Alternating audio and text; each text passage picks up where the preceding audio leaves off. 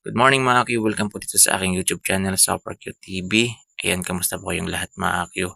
So ito na mga Q, sa mga gusto pong mapanood sa KMJS, yung storya ni Joros Flores, yung kanyang pagkalunod, ay panoorin niyo po sa kanilang YouTube channel mga Q. So ay nagtitila ako ng mga manok.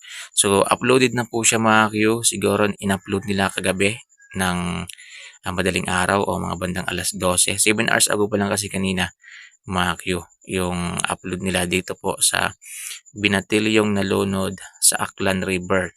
Pinagtutulungang hanapin ng mga residenteng na Aklan yan. Totoo naman yun mga Q, kasi ngayon kasi tulong-tulong na talaga sa paghahanap kay Joros Flores. Kasi kung hindi natin tutulungan yung mga rescuer, ay medyo matatagalan pa talaga mahanap kung hindi natin tutulungan. Dahil medyo malaki rin nga yung Aklan River. Ayan. So dito mga Q, naitapik nila, nandyan yung mga kasamahan ni Joros Flores. Ayan, nandyan. Tapos yung may mga spiritual din po dyan, may mga albularyo. Ayan, at yung sa Serena, mga Q. So sa Facebook, marami po akong nakikitang post about sa Serena. Pero opinion ninyo yan. Yan, depende naman yan sa mga tao talaga. Merong naniniwala, merong hindi, mga Q. So, kanya-kanya tayong opinion. So, irespeto na lang natin yung opinion ng bawat isa.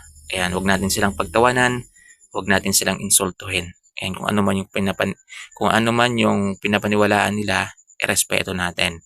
Dahil kung ano man yung pinapaniwalaan natin, irerespeto naman nila. Diba? So, kanya-kanya ho tayong opinion. So, wag nating insultuhin yung bawat isa.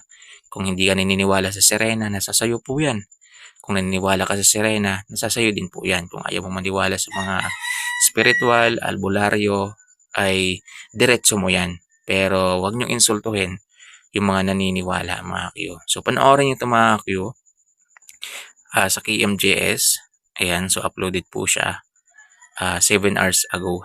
Mga Q, dito makikita natin ang storya ng pagkalunod ni Joros Flores. May mga in-interview silang mga individual doon, yung nanay ni Joros, yung tatay ni Joros, at yung mga iba pang witnesses, at dun malapit sa lugar kung saan nalunod si Joros Flores, mga Q. Medyo lang, sa iba medyo nabibitin lang talaga sila sa storya. Ayan, medyo yung iba nga nag-expect talaga ng malaki na may makita ng development dito po sa pag-cover po ng Jessica Soho, pero wala po. Ayan, so sana magkaroon ng part 2, madala sa ikaluwag yung mga spiritual ni Jessica Soho. So panoorin niyo mga Q, uploaded na rin po sa kanilang YouTube channel. Maraming salamat po sa inyo. God bless po.